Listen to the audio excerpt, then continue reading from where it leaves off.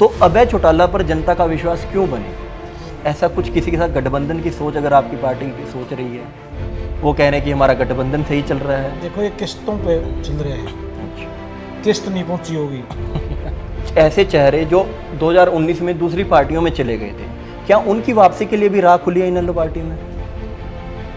देखिए दुष्यंत सिंह चौटाला एक ऐसा युवा जिसको एक बहुत बड़ा मौका 2024 के चुनाव में इंडियन नेशनल लोकदल पार्टी सत्ता में आने जा रही है।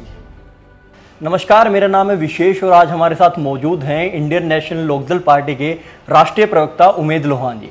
और आइए इनसे जानते हैं इनेलो की आने वाली रणनीति के बारे में और जो ये परिवर्तन पद यात्रा एक मुकाम के हौसले के साथ अभय चौटाला जी ने शुरू की थी, इसका कितना प्रभाव वो हरियाणा की जनता में देख पा रहे हैं। उमेद लोहान जी, स्वागत है आपका हमारे चैनल। धन्यवाद विशेष जी। तो सर, पहला और सीधा सटीक सवाल आपका कि 2024 में आप इनेलो को कहां पर देखते हैं?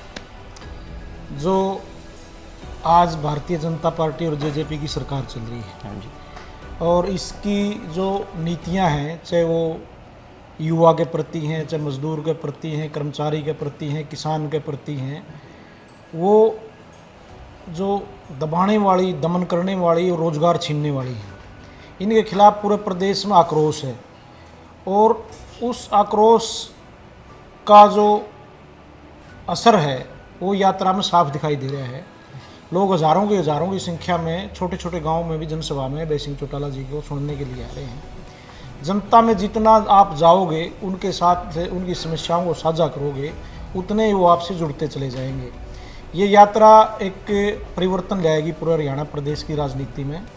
और इस यात्रा के बाद जो गांव शेष रह जाएंगे, उनमें भी पार्टी की योजना है कि अभय सिंह चौटाला जी रथ के द्वारा वहाँ भी लोगों से जाके संपर्क करें। 2024 के चुनाव में इंडियन नेशनल लोकदल पार्टी सत्ता में आने जा रही है। उसका एक कारण है, आपने जो योजनाएं बनाई हैं वो जो प्रदेश का हर वर्ग है उसकी भलाई के लिए बनाई है। लोकतंत्र में सत्ता में आने का मतलब होता है लोगों की भलाई करना।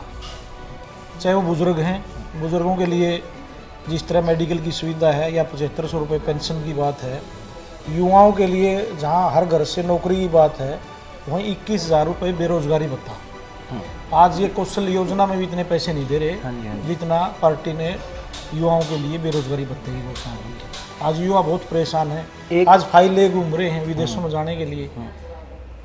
एक युवा नेता दुष्यंत चौटाला जी का चेहरा 2019 के इलेक्शन में उभरा था और बड़ी जनता ने, बुजुर्गों ने, युवाओं ने, हर वर्ग ने उनके ऊपर बड़ा विश्वास दिलाया था। कुछ वो देवीलाल की नीतियों की एक सहारा लेके वो चुनाव में उतरे थे। ऐसा ही सहारा अभय चौटाला जी अपनी नीतियों में लेते हैं, अपने आंदोलन में, प्रचार प्रसार में वो लेके आते हैं। अब देवीलाल के परिवार पर जब दुष्यंत चौटाला जी ने एक तरह से जनता को थोड़ा भेदभाव कर दिया, उनके साथ विश्वासघात कर दिया, तो अभय चौटाला पर जनता का विश्वास क्यों बने?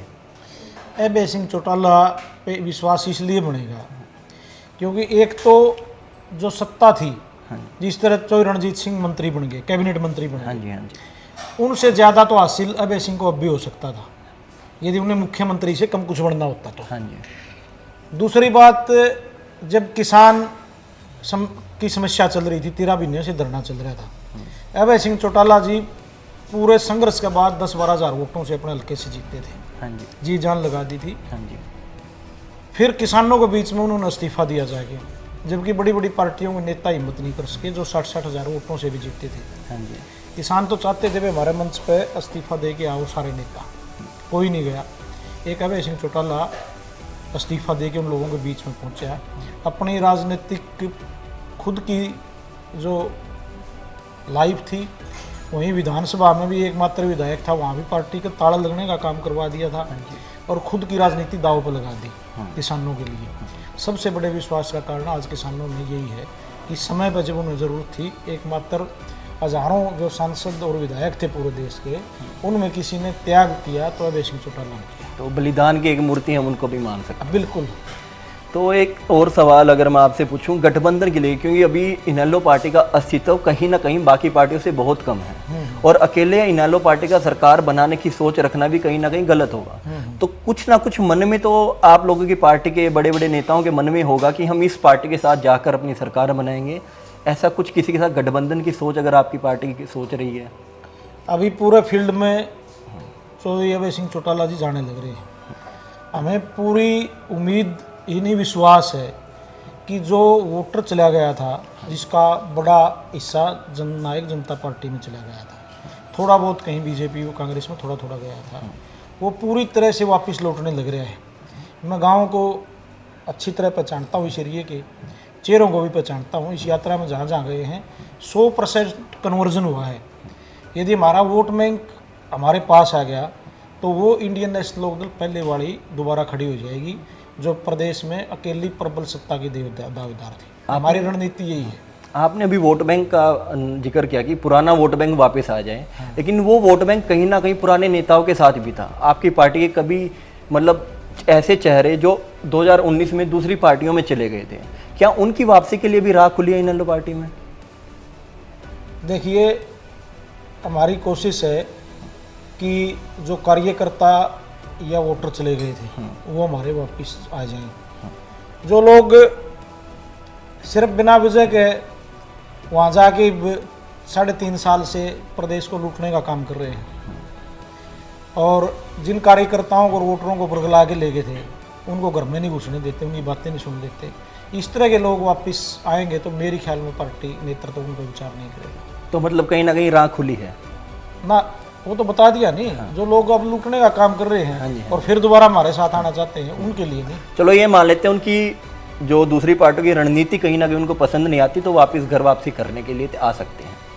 बाकी तो आ रहे हैं वोटर कार्यकर्ता सारे जो आम पदाधिकारी हैं, उनकी कोई दिक्कत नहीं। चलो अब हम परिवर्तन पद यात्रा को लेकर आपसे एक सवाल कर लेते हैं। किन मुद्दों के साथ, क्या विचारधारा के साथ अभय सिंह चौटाला गांव-गांव चल रहे हैं? और एक बात जो हमने इसमें देखी है, वो मीडिया या न्यूज़ का ज़्यादा प्रचार करवाने के उसमें भी नहीं दिख रहे हैं, क्योंकि बहुत अपना एक छोटा सा काफिला लेकर लोगों के साथ जन जन में जा रहे हैं। बाहर के कार्यकर्ता ना आकर लोकल ऑडियंस उनके साथ ज़्यादा जुड़ी हुई है। तो इसके पीछे क्या विचारधारा है? इसके पीछे ये विचार है, मान ले आपके साथ 500 आदमी 1000 आदमी बाहर के हैं, जहाँ गाँव में गए आस अगल बगल सामने सारे वो लोग बैठ जाएंगे। लोकल लोग हैं उस गांव के, उनसे आप इंटरेक्ट नहीं कर पाओगे। आज उनके सामने एक आधा कोई साथ वाला बैठ जाता है तो कह के उठा देते हैं, आप देख लेना वीडियो। गांव वालों से सीधी बात करते हैं, उनकी बात पूछते हैं और वो बताते हैं। इंटरेक्ट जिस तरह हम घर में बात नहीं करते, इस तरह उनके साथ बात होती है और उससे एक जुड़ाव होता है और समस्याओं का ज्ञान भी होता है। चलो, एंड एक और सवाल जो मेरा है, उचाना की राजनीति अब कहीं ना कहीं मतलब उसके ऊपर बड़े सवाल उठ रहे हैं, क्योंकि एक तरफ से बीरेंद्र सिंह चौधरी अपना दावा ठोक रहे हैं, दूसरी तरफ दुष्यंत चौटाला जी कह रहे हैं वो वहीं से कहीं ना कहीं अपनी राह देखेंगे। तो उचाना की सीट से आपको क्या लगता है, दुष्यंत चौटाला वापस आएंगे? क्योंकि उचाना में बहुत बार उनके खिलाफ बहुत सारे प्रदर्शन भी हुए हैं। उचाना का नाम लेके एक दबाव की रणनीति है भारतीय जनता पार्टी का, एक बदले में कोई ठीक ऐसी सीट ले ले जहाँ इसकी जान बच जाए। इससे ज़्यादा कुछ नहीं है। जिस तरह बीजेपी कहेगी अलायंस में रहेगा तो वैसे ही चलना पड़ेगा। इनकी हिम्मत नहीं है, ये जिस तरह ऊंची आवाज़ में बात कर रहे हैं उनके सामने बैठ के बात। क्या गठबंधन टिका रहेगा 2024 तक? ये तो यही बता सकते हैं इन दोनों पार्टियां। आपको अगर इनके हाव भाव देख के, क्योंकि अभी पिछले 1-2 महीने में काफ़ी विचार विमर्श इनके बदले हैं, हर पार्टी के हर नेताओं के अलग अलग बयान एक दूसरे को लेकर आ रहे हैं कि हमें गठबंधन की ज़रूरत नहीं है, वो कह रहे हैं कि हमारा गठबंधन सही चल रहा है। देखो ये किस्तों पे चल रहे हैं।